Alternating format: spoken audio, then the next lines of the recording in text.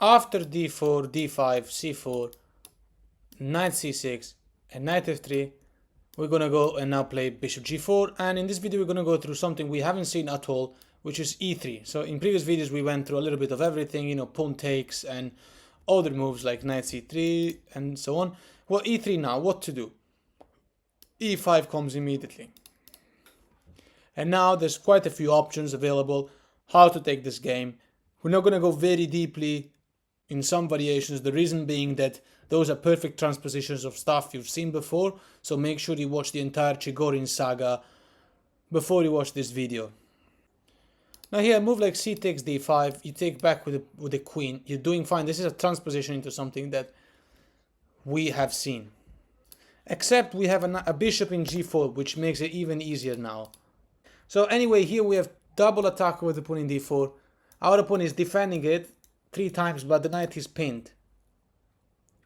So that means we are going to be able to isolate the pawn no matter what. So if white plays bishop e2, you take the pawn in d4, and you carry on like that. You have seen something similar in previous videos, check them out, and we're going to only explore novelties in this video. Remember here the tactic that if the knight goes to d4, you might think that here the pawns are not going to be isolated, but you have this move, queen g2, and there's an attack on the rook with check. Bishop can't play to f3 because then you'll take it. So after rook to f1, knight to f6. And when the knight takes our knight, smashing our pawn structure and doubling up and isolating these pawns, now this is the perfect moment to take the bishop, because the knight is no longer defending it. White has to take back with the queen, which allows us to take the knight back with an attack on this bishop. So why is it that the engine is considering this to be -3? Well, we're up a pawn. We have a clear majority on the queen side. Now after knight c3, we're going to play bishop b4. Double attack on the knights after bishop to d2 and long castle.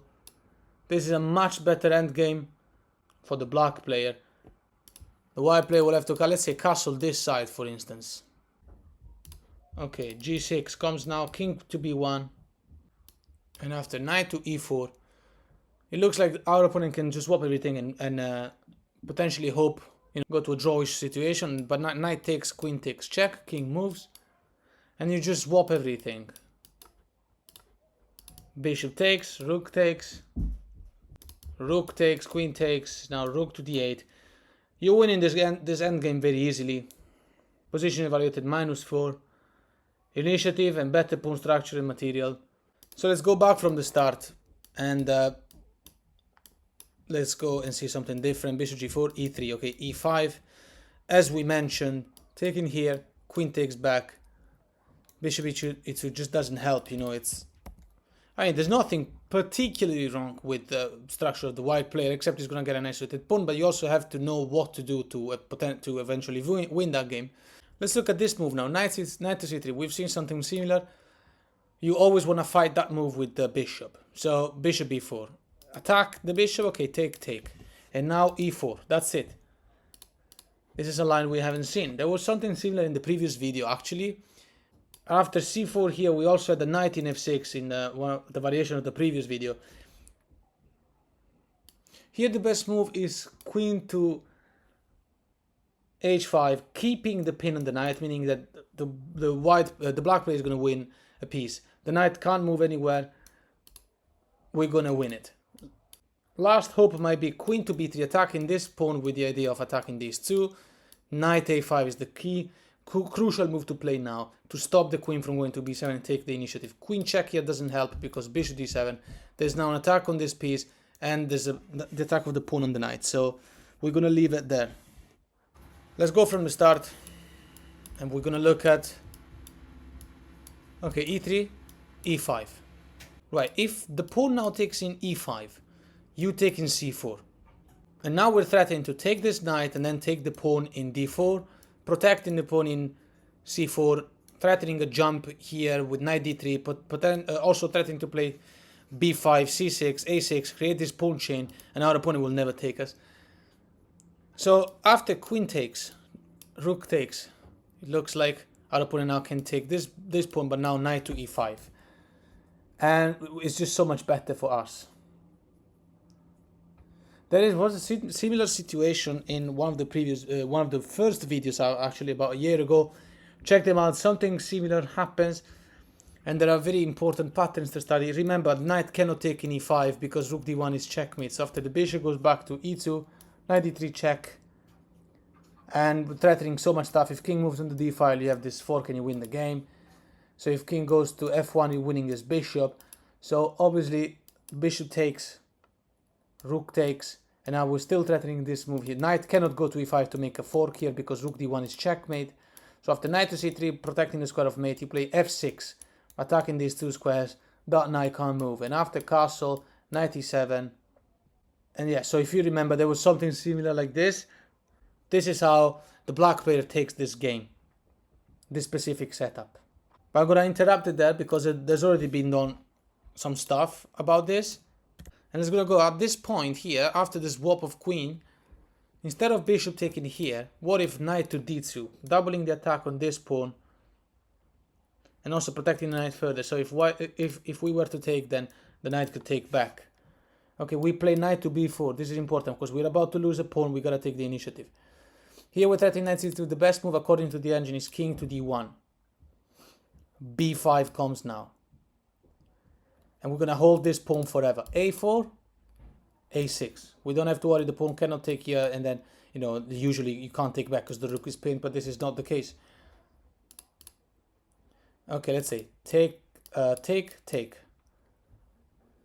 attacking the bishop. What to do now? Bishop d7. No reason to take this knight because it can be taken by another knight. You're giving the bishop pair for nothing. g4 allows the development of this bishop from this diagonal at least. Knight to e7. Bishop g2, h5. There's double attack on this pawn. So after g5, saving the pawn, knight e6. And why is the position being evaluated almost -3 as if black was up a piece? What's the reason? Well, we have a plan of simply playing bishop to e7. We have a possibility to play knight to d3.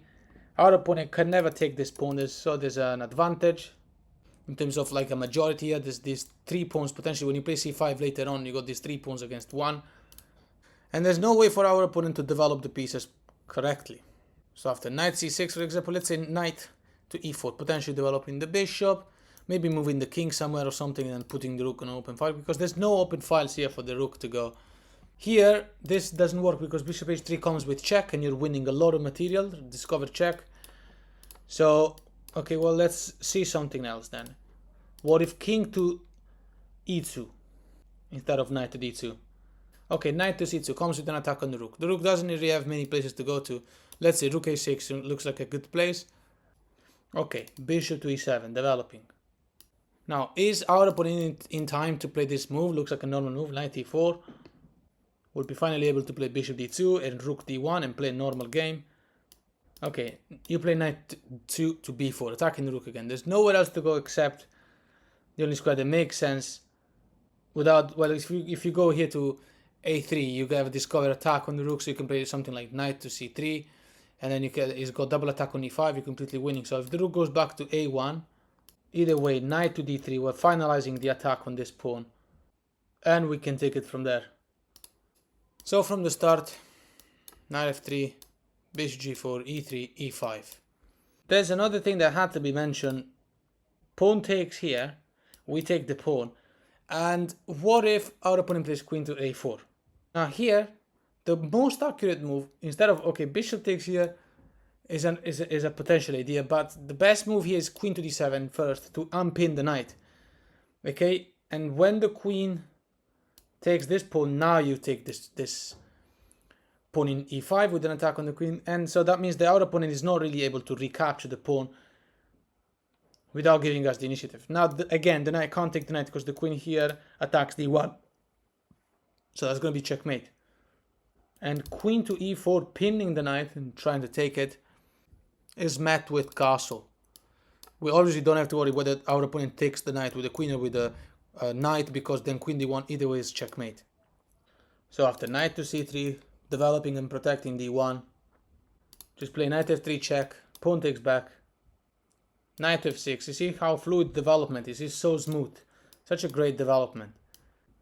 Knight f6 now, and we're going to be able to take the pawn in f3, wherever the queen goes, unless she goes to f4, where she's still defending that pawn, but now bishop to d6. So something else that has to be mentioned is the early bishop e2. So bishop g4, e3, right? This is the e3 variation. Okay, e5, and now early bishop e2. What to do now? e4. This is a mistake by white. Try to learn how to punish this mistake each time. e4 by white. The knight moves, you can swap the bishop. Always take the light square bishop in that position. Two moves here. Either we go through knight e5 or knight to d2. These are just two quick lines I'm going to show, but let's look at them. Knight going back to d2. Okay. Bishop takes, queen takes, knight to b4, threatening c2. Queen back to d1, knight to d3. Do you see how the knight obstructed the defense on the second rank, and now the knight is jumping around? King moves to e2, okay, f5. Queen a4 check, these are all best moves, but still, c6, there is nothing. C takes d5, b5, the queen has to move. Queen back to c2, okay, we recapture this pawn, and we're ready to open the file. Queen to c6 check, crazy that we are even allowing this. King to f7 is the best move. Queen takes pawn in b5. Rook to b8, development, development, development. Queen a4, knight to f6, development. b3, queen to c7, infiltrating very soon. Bishop to a3, speeding up development, allowing the rook to come on this file, on the rank, and then play potentially, well, the knight can't go to c3 immediately, but afterwards, after the rook moves, then yes. f4 comes now. And now there is no coming back. Bishop takes a bishop, fine, take back with the rook. Knight a3 now can develop, and the two rooks can go on the open file. It's just suited. King elegantly goes back to g8. It is now a castle king, and after rook h to d1, these are all best moves, they're not enough. Pawn takes, pawn takes. But the black player is now infiltrating in h2, that's a move you can make, it is the best move, position evaluated -10. And if this is not enough for us to close this line, you might as well stop playing chess and go play with dolls. But who am I to speak? I've lost games in such positions as well, on time, of course. But let's not talk about it. So here in this position, after e4, we went through knight d2 and realized that was a really bad move because it obstructs the defense over the second rank. So what if knight to e5? Looks like it makes much more sense. Okay, let's look at this line as well. Well, guess what happens now? You take. Always take that. And now we're going to be able to take this pawn. The pawn takes back. And we're breaking the pawn structure of our opponent. So what happens after this move? This might be interesting. Knight takes e6. Okay, you take the queen. And after the queen gets taken, rook takes, king takes. Equal material. But still, now we're going to take in c4. Okay, knight to a3 attacking this pawn. We can't really play b5. We then have to take the knight. Pawn takes back. Knight to e7. Rook to b1 attacking the pawn, b6. Always say, when the rook is attacking b7, play b6. When the queen is attacking b7, leave it. Castle and then attack the queen later on. Now there's rook, so just play b6, you don't have to care. Rook b4 attacking that pawn. Are we going to lose that pawn? No. c3. Rook c4. Are we going to lose that pawn? No. Knight d5. King e2. f5. Rook to d1. Rook to d6. We're up a pawn, but we're also better in development because this bishop is useless. Now you can think, okay, a4 should be able to allow bishop a3. It's a good move. Crazy enough, best move now is king to d7. And after bishop to a3, rook to f6. So let's just mention what the plan is. f4, as you know, and then open the files. If white plays g3, g5. We are going to play f4 no matter what. Okay, let's see if our opponent will try to maybe take this pawn. Bishop to b4 to take the pawn. We are not going to allow it. Rook to c6. Okay, rook is trapped. So after taking, king takes back. And now rook to c1 puts a lot of attack over that pawn. What are we going to do? No, you take the bishop. I mean, come on. So that means rook c1 has to wait. Bishop a3 is forced. Okay, now h5. Rook to c1, putting pressure on that pawn. King to b7. Okay, king to d1. Only move to try and get rid of this pawn. Maybe go this way and then play bishop to b4 and take this pawn. It's just not going to work. However, h4 wins the game anyway. We're going to leave the line here. It's -5 on the engine. If pawn takes, you take with the rook, you're infiltrating. If pawn doesn't take, you're infiltrating anyway. This leads us to the very last mention before we close this video. Knight f3, bishop g4, e3, e5. What happens when simply our opponent attacks the bishop, asks a question to the bishop, and say, what are you going to do? We can do the swaps later. Meanwhile, make a decision on what to do with the bishop. Okay, take the knight immediately. Queen takes back. Knight to f6. And now taking allows us to just keep developing, which is better. Taking here, again, you just take back. But at the same time, white can't just develop. Let's say knight to c3 looks like a normal move. But now you can take the pawn d4, you got double attack on it. You don't have to worry, there are no checks or anything. And white can't take this pawn, taking the central pawn with, leaving the knight hanging and then attacking our knight in exchange of that, because, and this is a perfect transposition from one of the very first videos I made about the Chigorin. Go check them out. Here there's this thing, they take, but then you can take in b2, and there's a fork.